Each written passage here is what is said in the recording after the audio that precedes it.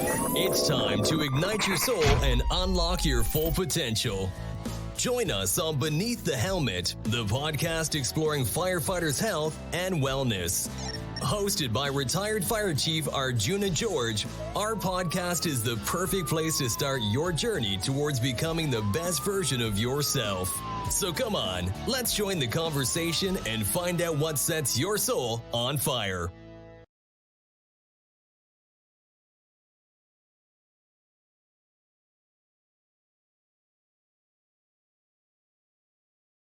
All right, welcome back, everyone. What an amazing year it's been.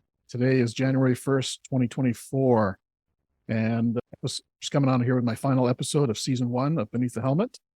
And today I get to sit down and have a great conversation with Assistant Fire Chief Tom Machiano. So Tom and I will sit down and we'll chat about his organization, the challenges that a volunteer organization puts on, the stress and well-being of its members, but also the good things that we're doing to move forward in this process. Chief Marciano also shares his new program that he's offering called 6 Tips for the New Fire Officer. So the link to that will be in the show notes, so be sure to check that out, see if that's a good fit for your organization.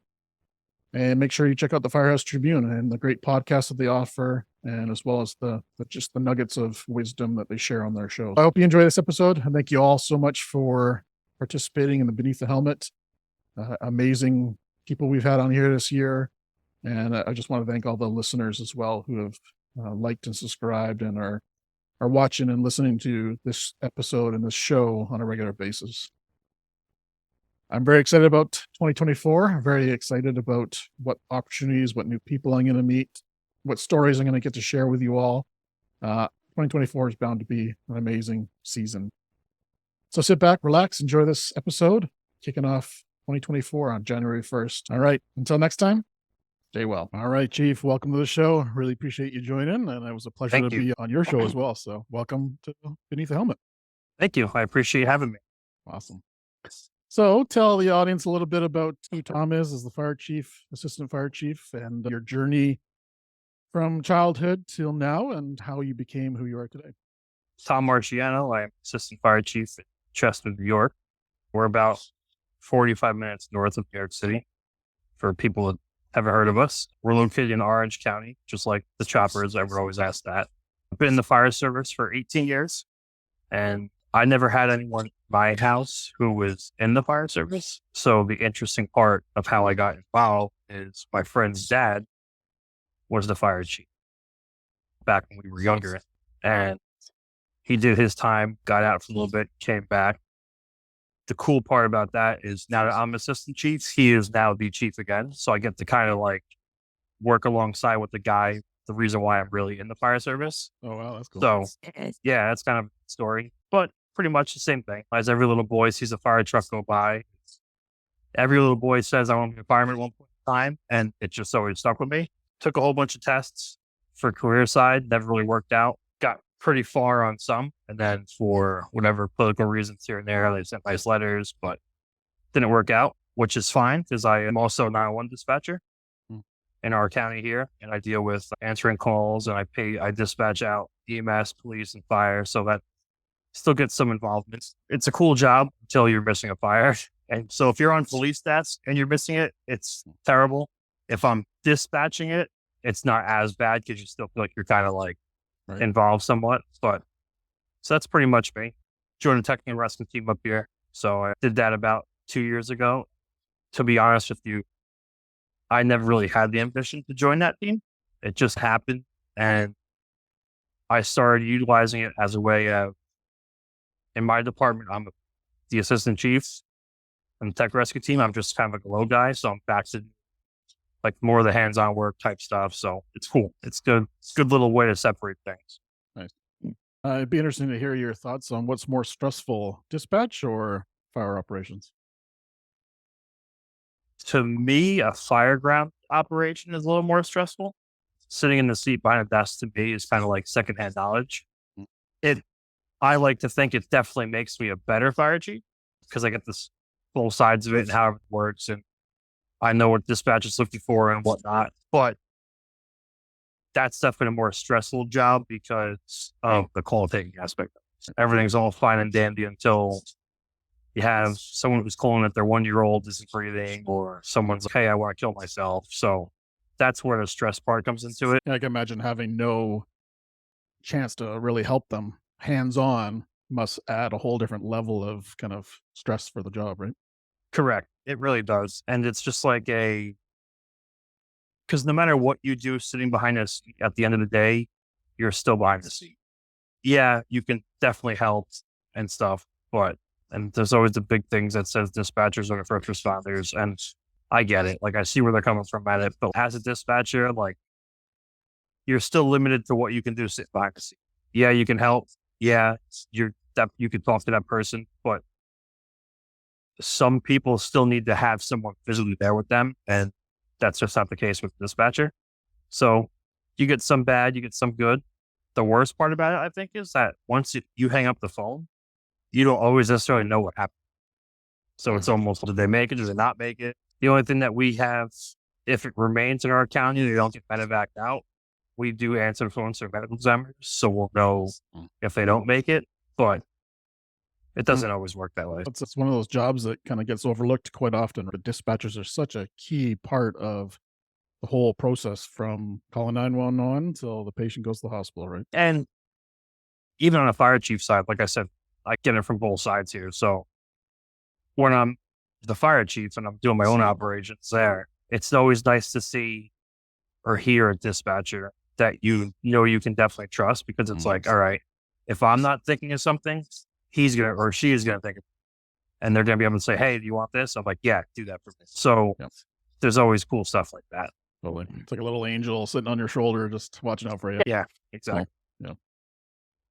So I'd be curious, in your 18 years of service, what draws you to the fire service today? There's so many different disciplines out there, so many different aspects of firefighting that we could dive into and be passionate about. What's your passion within the fire service? Training, I think. yes. Yep. Yeah. And I remember what it was like when I joined when I was 16 years old, being a new guy. You're very excited and you're trying to learn everything about that.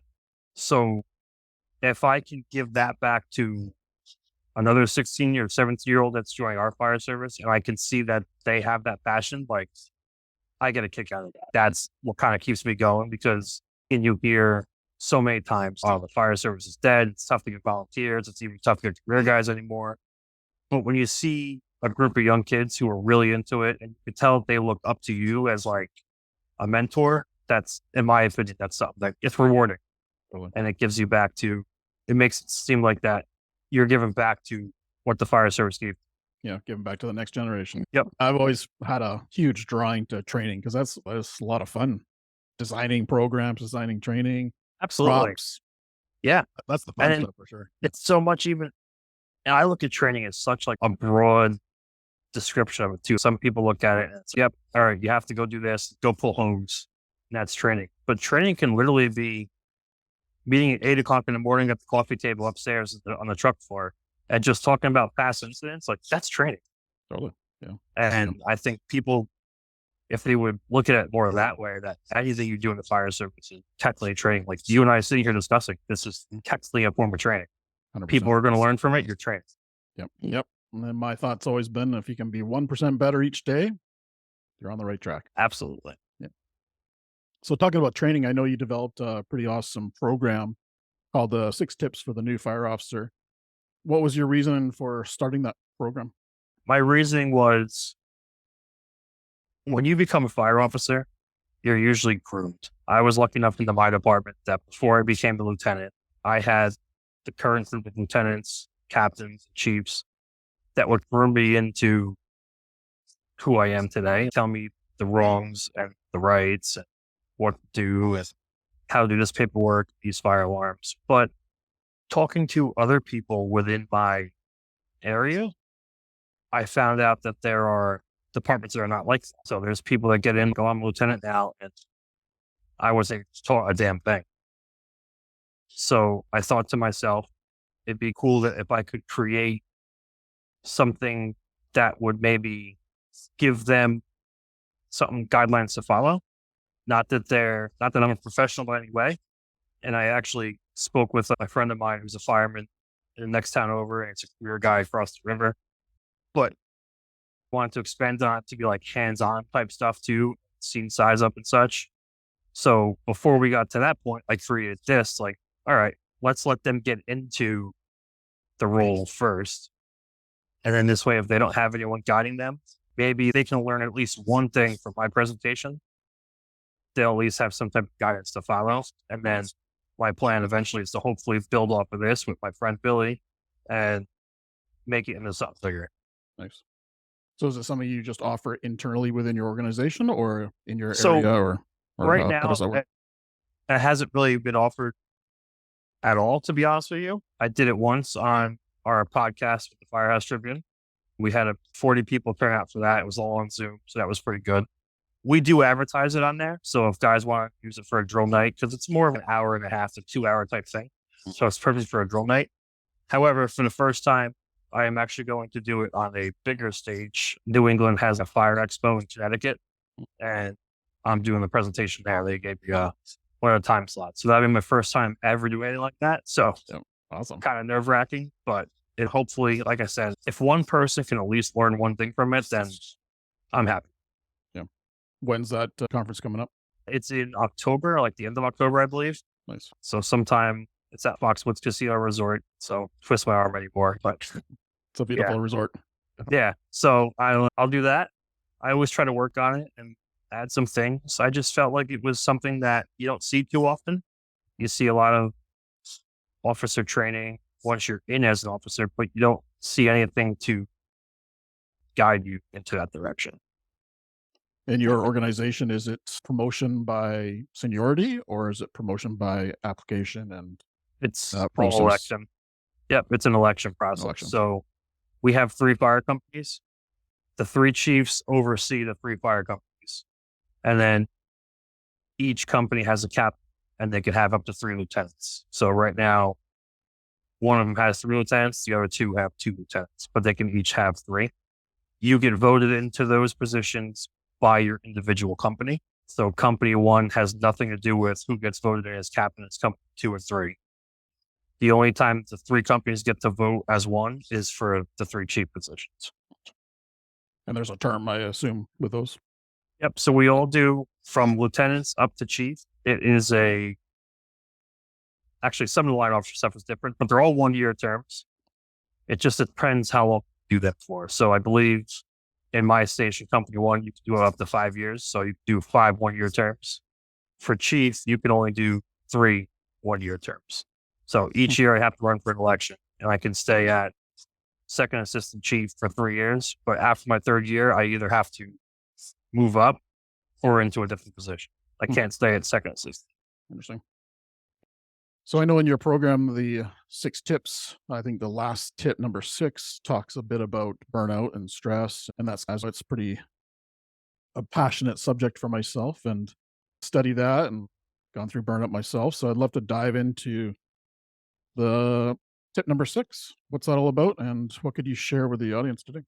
So my tip number 6 is after I get through all my fire operational stuff, admin stuff, and it's just a reminder that to take care of yourself. And that's why I make it at the end, because it's a lot to take in. And after you're doing all this stuff, you just have to remember to sit back, relax, enjoy your time. And if you're not on your best A game, then you can't bring your best A game to anywhere. The role of a first responder is to help others. They always say strength, bravery, and the grit are all highly valued, I guess, characteristics we can say. But you have to fight. If you keep doing that 24/7, you're eventually going to burn yourself out. If you're not leaving anything for yourself, if you're not taking time to just sit back and chill. And it's not just that you'll be tired from a burnout. You got to think about there are things that it affects. So if you're giving all your time to the fire service and you have a wife and kids at home, now that's getting rocky. So that's adding to stress in your life, which is just going to add to the burnout, and everything just falls into place from there like dominoes. It's no secret. The fire service has a very high divorce rate, and burnout, I think, is a huge reason why, especially because I think people tend to get burnt out where actually knowing they're burnt out. And why do you think they're not knowing that? I think it's lack of education, and maybe not necessarily that no one's trying to educate, but people want to not listen themselves, because at the end of the day, if I say, hey, I'm burnt out, I need to take this off, take a week off or something like that, firemen have to be big and macho. Everyone always, well, this guy can't handle a job anymore, and no one wants to have that start letter. But what you're saying is it is important to take that time for yourself. 100%. Or else you're not going to be there for the crew, the brothers and sisters. Correct. Yeah, 100%. Now, like, we're human. Obviously, we're human. When you show up to a fire scene, though, the person in trouble wants a superhero. In order for you to be a superhero, you have to put yourself in the right mindset. And I believe it was you, when you and I talked last week, you said something that instead of calling it mental health, it was like mental fitness or something, right? Yep. Mental fitness. Yeah. Yeah. Which kind of gives it a little bit more of a masculine name. And it's not wrong. And it's not just focusing on your mental health, PTSD type stuff. It's focusing on your sleeping habits, your eating habits, 100%. all that good stuff. Yep. So what do you do, Chief, to take care of yourself? So it's interesting because I'm a sports fan. So a lot of times it's nice to just go out, go catch a game or something like that. And unfortunately, as a Devils, Yankees, and Cowboys fan, even that's stressful. So doesn't always make things better, but yeah. I go to the gym sometimes, and that's always a help. The gym's a great way. It keeps you in shape for yourself, but it's an hour of your day that is just you. We do a group setting in our gym, and a lot of it is teachers and some other first responders, but they're not like in directly with my area. So it's cool to get outside perspectives, stuff like that. Some people want to read. A good book is always good to read. I think there's one called Burnt Around the Edges that I heard is pretty good. So yeah, it's a good one. I'll put that in the show notes. Yeah, there you go. Quick vacations are nice. Nothing too crazy. If you can get away for even just a night or two, like it just give you a little bit of a reset. And then just time with your family. If you want to say, hey, I'm taking the night off tonight, we're just going to sit home, watch a movie. And if you have to figure something that you can do weekly or even monthly, like, hey, twice a month, we're going to make sure we have a family movie night, and we're going to get pizza or whatever and watch whatever movie the kids want to watch. Something that you and as a whole and even your family can look forward to. I think that it helps. Especially if it's structured too. If it's scheduled every month, it's structured. 100%. That usually helps a lot of firefighters keep on track, right? Correct. I do think it's important that if you are going to keep it structured like that, to make sure that the family knows that, hey, this could go south. Like, I might get mandated at work. I might get something that I have to attend to. But if you're going to do that, make sure you're not canceling a night and kind of postpone it for something else. Nice. Let's make sure that we're not pushing them off to the side, stuff like that. What would you say to a brand new recruit coming on their department who doesn't want to turn their pager off? Would you have a pager? Is that how you activate? Yeah, we have a pager. Yeah. Yep. So they don't want to turn it off because they don't want to miss the action. But through my own experience, I've seen that being detrimental to new members where they want to go to every call. And sooner or later, they do burn themselves out. Correct. And they do. And it's easier said than done when you're younger because you can attend everything. A lot of the young guys in our firehouse, like, they have girlfriends, but they don't have dedicated jobs yet. They don't have children. So I don't give them the hard time of coming out to everything. It's the guys who are a little bit older where it's like, hey, we have a drill this week, or we have 2 meetings and a drill. Dude, of the 3 events we have this week, pick 2 of them and come to that. Right. Take one night off. And even with fire calls, like you said, it's volunteer. So if you have to go out and go have some drinks or something like that, just say, hey, I'm not around tonight. Like, I'm not going to come around. The problem is that's always when the fire happens and they're all getting angry. There's a fire. It goes right back into I'm not turning my pager off ever again, stuff like that. But at the end of the day, I tell people that you have to treat this just like you would your regular career job. Yeah. If you're taking a vacation, and I'm guilty of this too, but if you're taking a vacation from your job and you're just going to spend it all here all day, that's fine if that's what you want to do it. But at some point in time, make sure you take a week that you can take off away from here. And it'll definitely make you feel better until your first day back, and then the stress is already there, I guess. But Yep. Yep.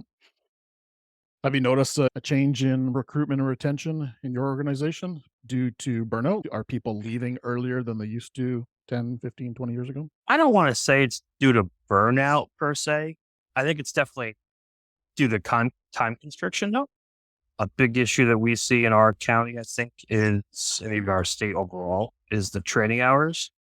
So again, for a young kid, it's not hard for them to go do Firefighter 1 for 120 hours, whatever it is, But if you're 30 years old and you have a wife and a kids and full-time job and you're just trying to get into the fire service, you have to go do this, it's going to put a toll on things because you got to come down 3 days a week. And then on Saturdays, you're at the academy all day long. So it's a lot. It's a lot to do. Some people make it work very well.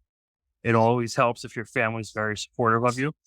If you have a home run wife at home who's like, hey, I know these next 4 months are going to suck, but you're going to get through this. Something you really want to do, and I'm here to support you. That's great. Not everyone gets that lucky.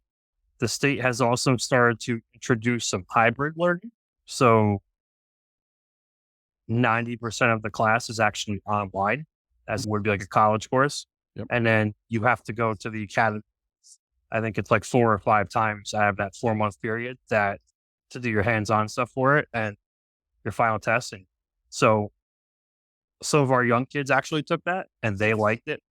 I haven't actually spoke to anyone who's a little older who's done it, but they keep doing it. So I'm guessing it works. Nice. Yeah, it makes it a little bit easier for them to have that balance in life as well as the fire, because Yeah, 100%. some firefighters, fire's number one above their family and work.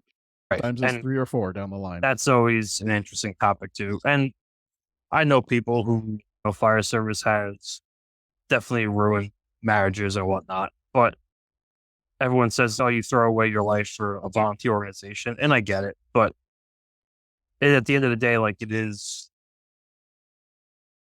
like it's a second home and it's a passion. So when it's something that you're so passionate about doing, it's tough to sometimes give it up. So you just got to find the right way to adjust. Yeah, I know in our organization locally here, we consider it, just like you said, a second job.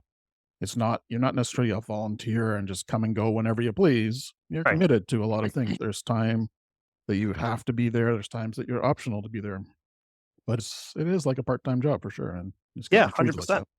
I have like a fire chief. Yeah, I'm a volunteer fire chief, but I still have to attend the budget meetings and commission and some drill nights. I could take nights off here and there, but there are some nights that, hey, I'm out of the house 4 nights because at the end of the day, it's volunteer, but I signed up for this portion of it. And it's just something that comes with the territory. Yeah. Yeah. It's good that burnout and stuff's not affecting you too much. What would you say to the fire world, how we could get better in our own mental exercise, our brain exercise, our fitness, our well-being, our character, So anything? I'd start off with learn about it.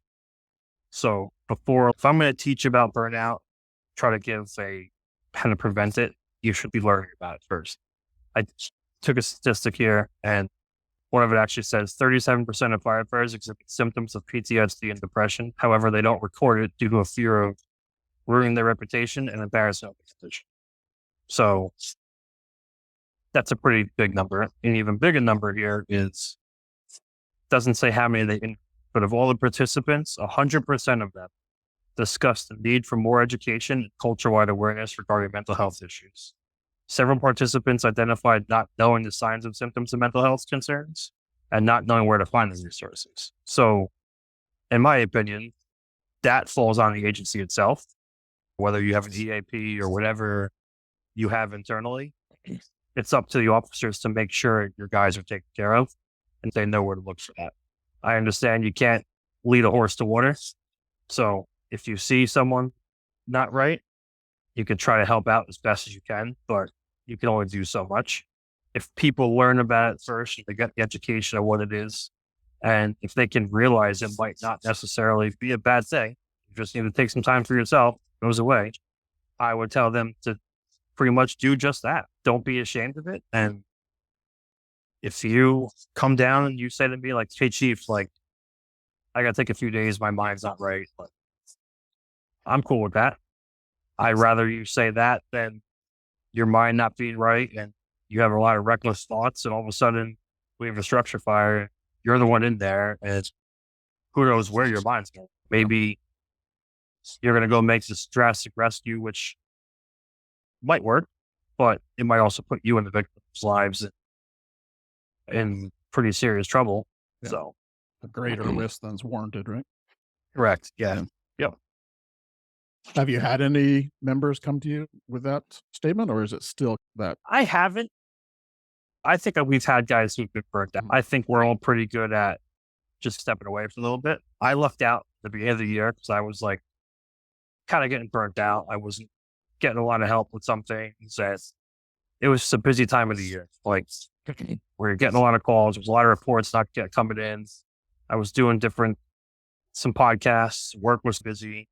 And by some act of nature, my Chief's car took a crap and it was out of service for like a month. So I kind of used it as like a great opportunity to just be like, hey, you know what? I'm going to kind of take a step back. I rode the fire truck, some calls here and there, but it was nice to just relax. At the end of that time, we had a wedding that we had to go to for my friends down in Dominican Republic. Got out to that for 4 days. So that was nice. And then by the time I came back, the car was ready and I was like, all right, I'm ready. Yeah. Feeling right fresh. back in the swing of things. And here I am. But I never really picked up on it.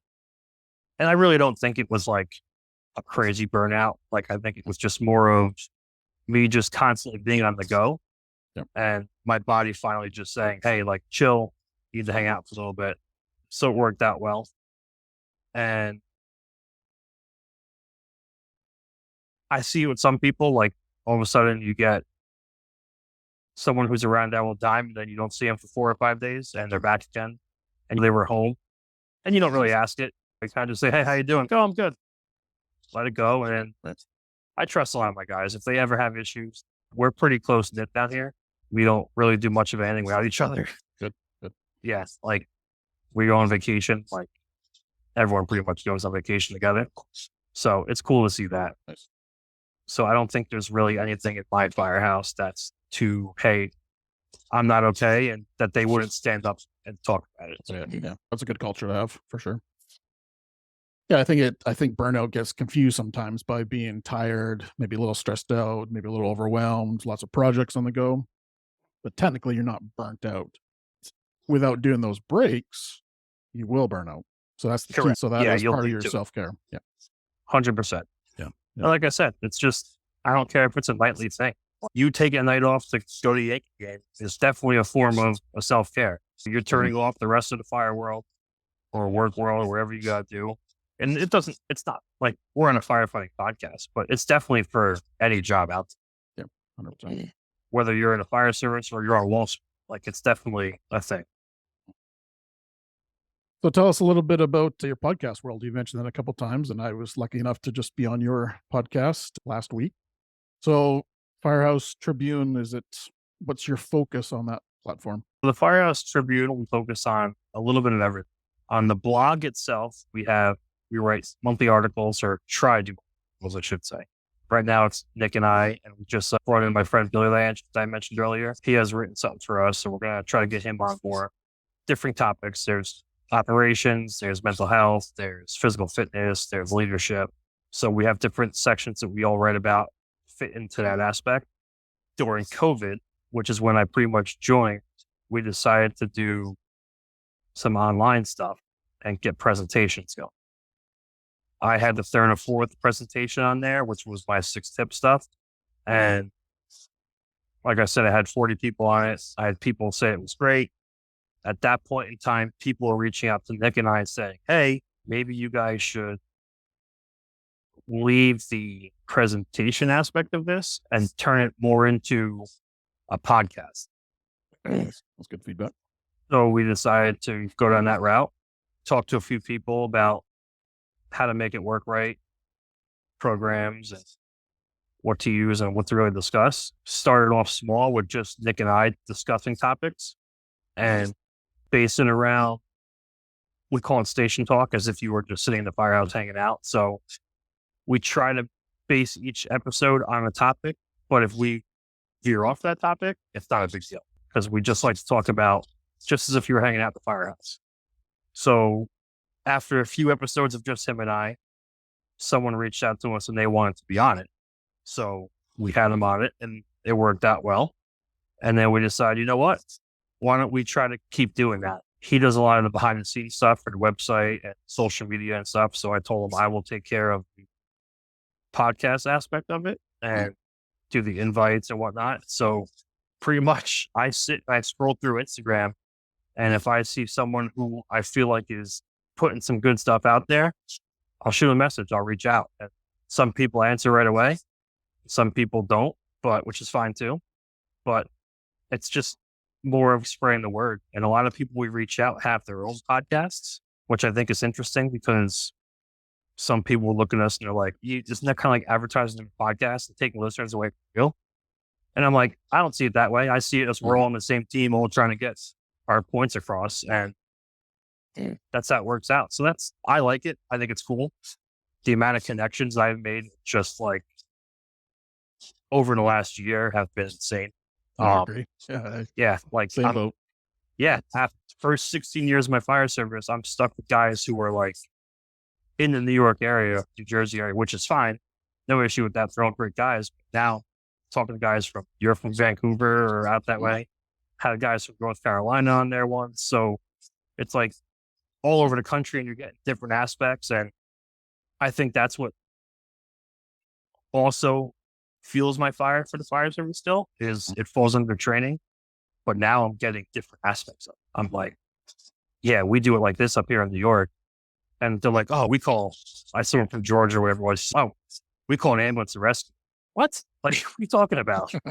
And so it's cool to see funny stuff like that and how things are different, but it really builds a culture. And it's good to see that when I start to look around my area and I see that things are kind of dying out a little bit, that there are still people around who are all about firefighting. It's okay to love the job. Yeah, it's funny when you look at the fire service worldwide, there's so many similarities. Doesn't matter where you are. Sure, you might uncover some culture here and there, but it's all the same underneath. Brothers and sisters across the world. So 100%. 100%. I love it. The podcast will do one of the greatest things that we did for the Firehouse Tribune. As our blogs, we don't really necessarily keep to just Nick, Billy, and I. If someone wants to say, hey, I have something great I want to write, submit it to us. We might put it on the website. We have a guy up in Maine who, Brian Johnson, does Maniac fire training. And sometimes he'll write some articles for his stuff and it'll get put on our site too, because they're just good information and stuff. So I think at the end of the day, the whole purpose of the Firehouse Tribune is like a back in the day Tribune of a newspaper, just to get information out there. You don't really care what it's about, who it's coming from. If it's pertaining to the fire service or emergency services, like we want to get it out there. Nice. Yep. It's interesting for myself being retired now from the fire service operationally. It's been, like you said, the connections I've made. So I'm outside the fire service now, technically, and I'm making more connections in the fire service than I did as the fire chief. Yeah. Which is ironic.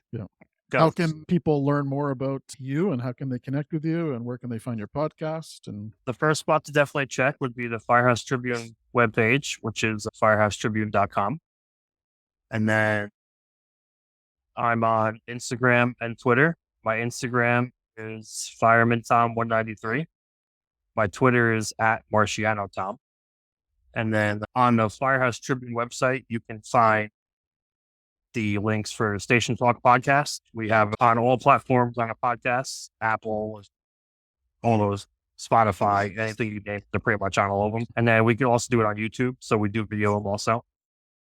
And the Firehouse Tribune page is on Instagram and Twitter, FH Tribune.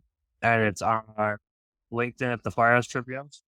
And I do not have Facebook, so I'm pretty sure it is on Facebook though. I think Nick runs that also. So you can find all that on there, but definitely reach out to me. And if you want to be a guest on the Tribune, if you think you have something special you want to do, you can email me at fhtribunepodcast@gmail.com. So that's always fun. And pretty much that's it. I'm always open to talk shop with anyone. Especially if I'm at work, I'm not a one. I catch a slow shift or something, like I'm happy to talk to you. Very cool. Is there a guest out there that you're dying to get on board? Not necessarily a person, but a topic. Not really. I think I'd love some more leadership roles, or even I often think about if there's a fire chief out there that has run one of these large incidents that we always see all over the news, like the Charleston 9 situation. Unfortunately, it was a sad situation, but if there's someone there that ran an incident similar to that people know about, like it'd be great to talk to them about it, see where they're at. And I think of that because I was at Firehouse Expo one year, and I don't remember the exact incident it was, but it was a San Francisco fire, and they lost someone, I believe. And the fire chief, who was in command for that, gave the class. And it was a great class. And that always stuck in the back of my head. Wow, here's a guy that things didn't go right for him. He's up here talking about it. He's not too proud of himself that he's like, I didn't do anything wrong. He has no trouble standing there saying, yeah, I messed up. I did this wrong. So, which people are naturally drawn to, right? As a leader. 100%. 100%. I have a friend who's actually in our department. He's an FDY chief. So I want to have him on one day just to talk about like anything, because people are listening to him just to who he is. Yeah. But we don't care if you're a big time or a small time guy. If you have something knowledgeable for the fire service, bring it on. Very cool. We'll try to get you in there. Nice. I'm dying to know who the picture is behind you there. Oh, so there's got to be a story. Yeah, there definitely is. That is my friend Travis from Fur River in Rocky County. His cousin is the captain here in this fire department, in my department. And at some point in time, they made these cardboard cutouts and little stickers of Travis, and they call it Where's Travis? There's an Instagram page for it. Oh, nice. And anyone who has these stickers, they bring them over the world and they just stick them places. So there was one a few weeks ago, like someone was in Ireland, and that sticker is like this big, and it's on a street sign in Ireland. Like, no way. Oh, that's funny. Yep. And they just tag it, Where's Travis? So I got this one. It's in my wall, and I tagged it. It's on the Instagram page. Oh, funny. What did he do to deserve that? You know what? I don't really know. But if you ever met Travis, you'd probably be like, all right, here you get it. You got it. Yeah, nice. Yeah. Nice. Yeah. Awesome. So that's that. Awesome. Chief, it's been an honor. Stay safe out there. I appreciate you sharing your little tidbits of Burnout number 6 there, of your kind of absolutely tips for new officers. So I appreciate anyone's interested in the full thing. I can do it via Zoom. I can do it live if you're in my area for a drill night or something. Awesome. Happy to help. Is it something that's on demand, or it's a live event? It would be a live event. It's a live event. I can probably figure out if someone wanted it on demand. I could probably do that, but maybe that'd be something to think about down the road, actually. Yeah, but it's definitely more of geared towards a live type thing. Yeah, nice. All right, Chief. It's been an honor, and stay well. Thank you, Chief. Thanks, appreciate everyone. it. Take care. Thank you for tuning in to Beneath the Helmet. We hope that this podcast has provided you with valuable insights into the world of firefighters' health and wellness. Remember, caring for your physical, mental, and spiritual well-being is crucial to achieving optimal performance. Join us next time on Beneath the Helmet for more inspiring conversations. Until then, stay well.